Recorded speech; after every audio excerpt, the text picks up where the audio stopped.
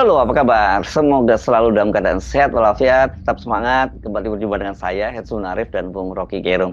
Bung Rocky ini lagi di perjalanan. Jadi oke, kita kuliah on the road ya. Bung Rocky, hari ini Presiden Jokowi meresmikan Istana Negara dan Istana Garuda di IKN ya. Mengapa ini Pak Jokowi masih terus apa ini kita sebutnya manuver atau cawe-cawe? Bukankah langkah semacam ini kan menjadi semacam fight accompli bagi Pak Prabowo untuk meresmikan IKN, ya, menerbitkan kepres tentang IKN dan sekaligus pindah ke sana gitu. Ya, selalu ada yang sebut aja konyol di dalam kita membaca politik akhir-akhir ini. Tentu 10 hari ke depan Presiden Jokowi menyelesaikan seluruh tugas dia dengan beban legitimasi, dengan beban problem-problem pelanggaran konstitusi, dan itu seharusnya diendapkan sebagai masalah negara nanti setelah Presiden Prabowo berkuasa atau memerintah. Tetapi hari ini beritanya betul-betul bisa ditafsirkan dengan sudut psikologi atau sudut politik, yaitu Presiden Jokowi akan meresmikan ibu kota negara, juga sangat masif itu. Kita mau baca itu sebagai apa? Kalau beberapa waktu lalu Jokowi mengatakan bahwa IKN itu nanti akan diresmikan atau dilegalkan oleh Presiden terpilih yaitu Prabowo, maka itu masuk akal. Tetapi akhirnya dibatalkan juga. Jadi seolah-olah ambisi Jokowi untuk menyaksikan legasi dia itu tak tertahankan. Dan kita melihat bagaimana kekuasaan Presiden Jokowi itu mulai diedarkan dalam bentuk kekonyolan. Jadi netizen kemudian berkomentar, ya itu sebaiknya Jokowi resmikan sekaligus tempat Gibran berkantor nanti itu. Dan itu memang yang diinginkan oleh netizen, bahwa Gibran tetap menjadi problem di dalam legitimasi pemerintahan baru nanti dan menjadi bahan olok-olok. Jadi Pak Jokowi nggak, kalau disebut nggak pernah tobat, itu kira-kira memang itu kan. Nah, kita mau lihat bagaimana reaksi Prabowo sebetulnya. Kan Prabowo mengatakan bahwa ya itu mungkin bisa nanti kita percepat, tetapi saya bukan ahlinya, nanti kita tanya. Jadi Prabowo seolah-olah ditawan oleh Jokowi dengan isu IKN. Jadi bagaimana mungkin kita mau percaya bahwa Jokowi itu rela untuk turun takhta dengan semacam kesopan santunan politik, yaitu membiarkan urusan IKN itu diurus oleh presiden berikutnya. Kan tata cara beradab bernegara kan seperti itu tuh. Tapi kita mungkin melihat hal yang sebaliknya, bahwa keinginan Jokowi itu tak tertahankan lagi untuk menunjukkan bahwa itu adalah legasi dia. Sementara pada saat yang lain Jokowi merasa bahwa itu bukan pilihan dia, itu adalah kehendak rakyat. Jadi kemenduaan ini yang akan membuat Indonesia disorot lagi oleh publik internasional yang justru menahan investasi di IKN karena menganggap itu ada urusan presiden berikutnya.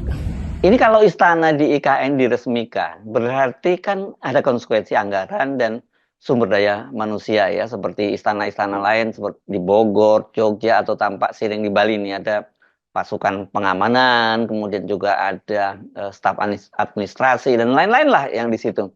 Saya kira netizen ini benar ya, seperti yang Anda katakan tadi, sebaiknya supaya nggak idle karena ini ada anggaran negara yang digunakan untuk merawat istana itu di IKN itu, kan ini jadi mubazir gitu. Sebaiknya Gibran saja yang menempati dan berkantor di sana dan menjaga warisan terbesar dari bapaknya itu.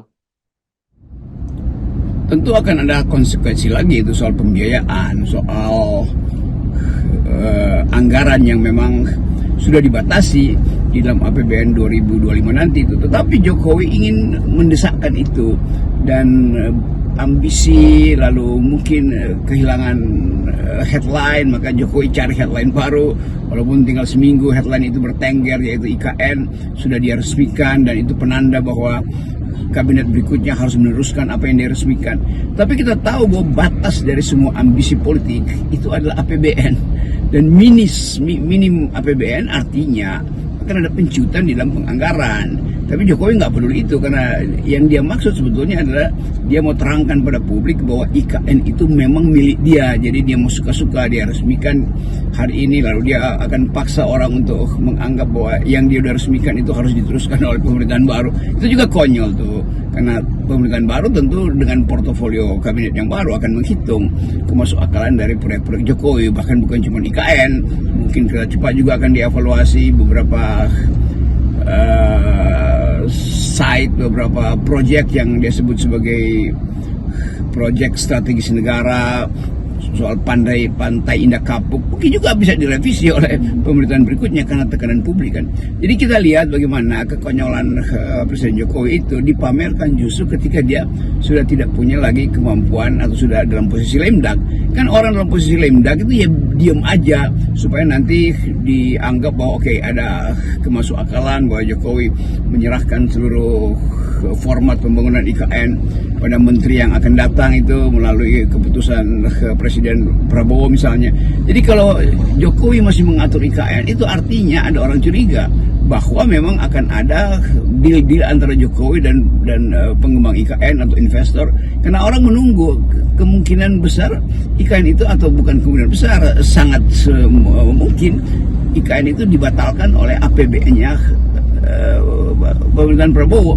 Kan kita lihat bagaimana disisipkan itu sebagai berita hari ini bahwa Jokowi akan tiba di IKN untuk meresmikan IKN. Itu juga konyol karena tidak ada cara lain untuk mengerti bahwa memang Jokowi hobi banget bolak-balik ke IKN.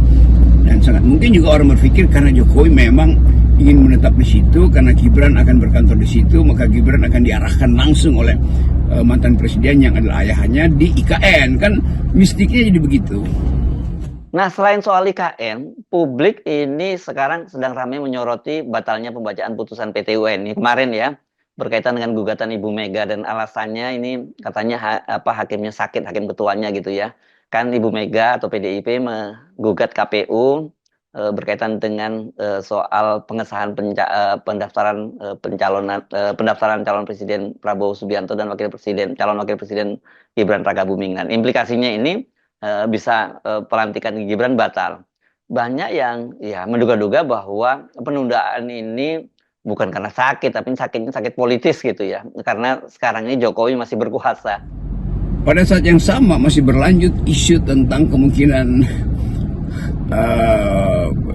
wakil presiden Gibran itu dibatalkan karena ada keputusan, orang menunggu keputusan pengadilan tata usaha negara yang akhirnya ditunda. Jadi kita juga membaca bagaimana kekuasaan masih bermain dalam upaya untuk mencegah proses-proses politik setelah keputusan sebut aja keputusan yang membatalkan pelantikan atau kemungkinan pelantikan wakil presiden. Kan gugatan PT UN oleh PDIP masih mengambang, masih menunggu, tetapi dengan ditundahnya keputusan itu artinya ada masalah dengan keadaan politik. Jadi mungkin ada bocoran bahwa PDIP menang, itu artinya Gibran dinyatakan tidak legal karena melanggar keputusan Mahkamah Konstitusi, dan maksudnya keputusan Mahkamah Konstitusi yang diberlakukan pada KPU, karena objek gugatannya adalah KPU. Tetapi KPU dengan cara yang politis mungkin akan menganggap bahwa kan udah dipilih oleh rakyat, tetapi hak-hak dasar rakyat untuk mempertanyakan ditutup. Kenapa ditutup? Karena keputusan itu ditunda nanti setelah pelantikan presiden. Padahal rakyat ingin tahu apa pendapat PT UN tentang legalitas dari Gibran melalui penetapan KPU. Jadi kalau gugatan itu batal, maka harusnya ada proses baru. Walaupun ada dalil bahwa kan udah diputuskan oleh Mahkamah Konstitusi sebagai mahkamah terakhir. Dia bukan mahkamah terakhir. Mahkamah terakhir itu adalah kedaulatan rakyat. Jadi kelihatan betul bahwa Pak Jokowi berupaya untuk mencari banyak betul pagar supaya persoalan delegitimasi pada Gibran itu dihentikan. Nah, ini juga satu tanda kecil bahwa masih ada ketegangan antara Pak Prabowo dengan Pak Jokowi. Kalau Pak Jokowi percaya bahwa Prabowo akan melindungi dia, ya nggak usah lakukan hal-hal yang menimbulkan kecurigaan. Karena buat apa keputusan PT UN itu ditunda? Padahal justru keputusan itu harus dipercepat supaya ada kepastian pasangan Prabowo dan Gibran ini tidak ada masalah. Jadi penundaan itu justru menunjukkan ada potensi masalah di dalam proses pelantikan nanti. Nah, keadaan ini akan juga memperkeruh atau membuat potensi instabilitas, karena gerakan mahasiswa misalnya menunggu kepastian itu, justru PDIP menunggu kepastian itu. Tetapi keadaan hari ini menimbulkan ketidakpastian baru karena penundaan pembacaan keputusan PT UN terhadap gugatan PDIP soal legalitas KPU untuk meloloskan Gibran sebagai calon wakil presiden. Nah, sekarang kita bicara soal kabinet Prabowo, Bung Rocky. Bocoran posturnya dan siapa saja yang akan masuk itu sudah mulai ini ya. Dan itu kita sudah dapat kepastian satu hal, kalau yang siapa yang masuk itu belum pasti.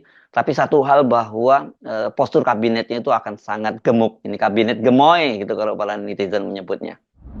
Ya, di dalam kegelisahan hari-hari ini, dalam banyak ketidakpastian, satu-satu yang pasti adalah Presiden Prabowo akan memperluas keanggotaan kabinetnya itu, atau postur kabinetnya membengkak itu, dan tambahan kursi yang berapa sekarang 44 yang mungkin bisa jadi 50 nanti itu menunjukkan bahwa deal-deal dengan partai pendukung itu belum selesai. Tentu tekanan politik akan dipergencar menjelang pelantikan presiden. Nah, karena itu postur kabinetnya itu mungkin bahkan strukturnya belum pasti, bisa dalam 10 menit sebelum pelantikan berubah, atau bahkan setelah pelantikan presiden berubah lagi itu, karena kan kabinet itu akan diumumkan ya paling cepat 1 hari setelah pelantikan Presiden Prabowo. Nah, dalam 24 jam itu tukar tambah negosiasi atau bahkan tekanan politik akan tetap berlangsung. Kan yang beredar sekarang berbagai macam daftar, si ini jadi menteri, si itu tidak lagi akan dipakai, orang Jokowi berapa. Jadi kemungkinan itu menunjukkan belum ada hal yang final di dalam desain kabinet. Bahwa seseorang sudah disebutkan oleh orang dalam lingkungan dalam Presiden Prabowo itu juga belum tentu, karena tetap di dalam menit terakhir itu bisa perubahan secara radikal. Jadi kita harus tunggu apa sebetulnya isi pidato Pak Prabowo misalnya ketika menerima pelimpahan kekuasaan atau pemindahan kekuasaan dari Jokowi ke Prabowo nanti itu pada tanggal 20 itu. Dan desain-desain yang ada di kepala para politisi tentu macam-macam tuh. Versi Golkar pasti beda, versi PAN pasti beda, versi Gerindra, bahkan versi Gerindra saya kira juga beda. Jadi semua orang mulai mengintip postur kabinet. Yang jelas postur itu akan membengkak, itu artinya akan ada pemborosan dengan sendirinya, karena harus membiayai postur kabinet yang besar, sementara APBN kita terbatas. Jadi kehendak untuk melihat bahwa ada semacam transisi yang mulus kelihatannya tidak tuh, karena Pak Jokowi sendiri pasti lagi menunggu berapa banyak orang dia yang akan diakomodasi oleh Presiden Prabowo dalam kabinetnya, berapa banyak komisaris yang mungkin sudah siap-siap untuk diganti, lalu mulai cemas tuh. Dan demikian juga hak-hak rakyat untuk menerima semacam keadilan melalui postur kabinet ini juga harus diperhatikan Prabowo. Kan tetap rakyat ingin tahu siapa yang akan berkuasa di bidang lingkungan dan agraria, karena potensi konflik agraria di depan sangat tinggi. Siapa yang akan berkuasa dalam mengatur moneter dan fiskal, kan semua itu harusnya biasanya ya udah sinyalnya udah tetap. Tetapi kalau kita lihat hari ini itu sinyalnya bisa berubah.